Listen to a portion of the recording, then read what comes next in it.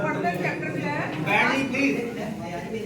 Class 10th में है और इसको बच्चे जो है वो जनरली इसमें बहुत कंफ्यूज रहते हैं किस प्रकार से किरणें आएंगी, कैसे परावर्तन होता है, कैसे अपवर्तन की घटना होती है, किस प्रकार से लेंसेज में जो है और दर्पण में जो गोलीय दर्पण के अंतर्गत दर्पण हो या अवतल दर्पण हो उसमें शांत रहिए आप लोग, इधर फोकस कीजिए।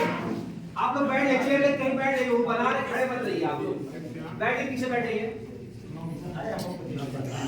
तो उन सभी घटनाओं को कैसे इंटरेस्टिंग वे में बच्चों को समझाया जाए उसके लिए थोड़ा सा ये प्रयास किया गया है और ये TLM है। इसके अंतर्गत जैसे हमें परावर्तन समझाना है कि परावर्तन है क्या, तो ये तो सबको बच्चों को पता है कि प्रकाश की किरणें जो है वो किसी माध्यम से किसी चमकीली सतह से टकरा करके वापस किसी माध्यम में आती है तो वो परावर्तन कहलाता है। उसके नियम भी उनको बताए जा सकते हैं कि आपतन कोण परावर्तन कोण के बराबर है और आपतित किरण परावर्तित किरण और आपतन पराविलंब तीनों एक ही तल में होते हैं। तो इसको बच्चे ऐसा करते हैं, देखते हैं, लेकिन उन्हें किरणें नहीं दिखाई देती, तो उसके लिए मैंने एक लेजर टार्च का प्रयोग करके को इंटरेस्टिंग बनाने की कोशिश की है।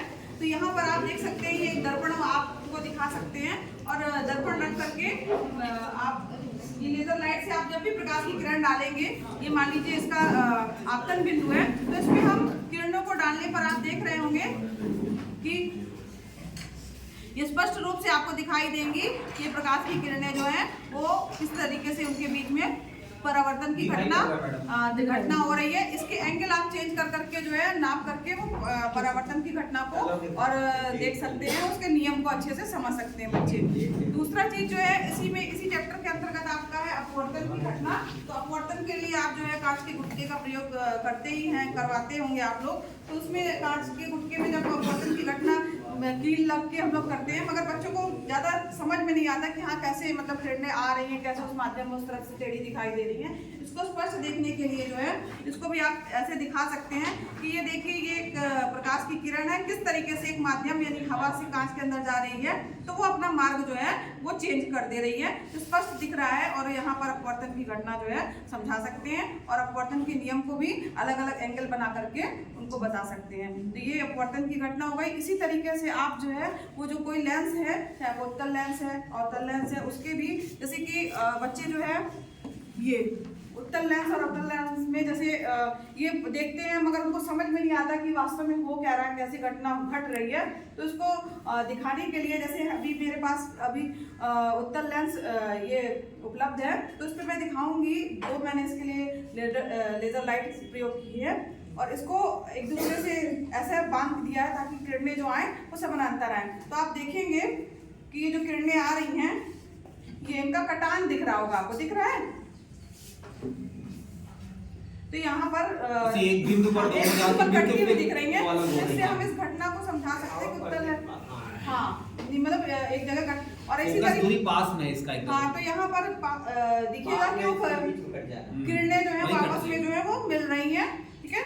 तो और इसी तरीके से अवतल लेंस में आप देखेंगे जब इस टार्च का प्रयोग करेंगे किरणें जो है वो आपकी फैल रही है, तो उसको भी आप अच्छे से उसको इंटरेस्टिंग वे में समझा सकते हैं। इसके अलावा ये जो दर्पण के नियम है जो कि आपकी ये है कि मुख अक्ष के समानांतर आने वाली प्रकाश की किरण जो है वो फोकस से होके जाएगी, फोकस से होकर आने वाली प्रकाश की किरण मुख अक्ष के समानांतर होके जाएगी और वक्रता केंद्र से आने वाली किरण जो है वो उसी दिशा में जो है हाँ ये सारे नियम हो जाएंगे ना। हाँ, इसको जो है आप अच्छे से दिखा सकते हैं इसके माध्यम से। जैसे कि मान लीजिए हमने इसमें दर्पण लिया हुआ है तो इसमें आप दिखा सकते हैं कि जैसे ये प्रकाश की किरण जो है मुख अक्ष के समानांतर आ रही है, तो ये देखिए उसका मार्ग आपको दिख रहा होगा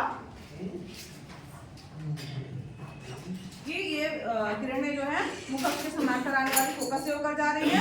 फोकस से अगर आप दिखाएंगे तो आप देखेंगे कि मुख अक्ष के समानांतर जो है वो होकर के जाएगी। और तीसरी चीज जो है अगर मान लीजिए जहाँ से आ रही प्रकाश की किरण जो है प्रकाशी केंद्र जो का है तो वो उसी दिशा में वो वापस लौट जा रही है। तो इसको बच्चे जो है में सारे नियम समझ सकते हैं, देख सकते हैं। एक चीज मैं पूछना चाहूंगी, मैंने अभी फिलहाल ये इसको जलाया हुआ है, क्यों जलाया हुआ है?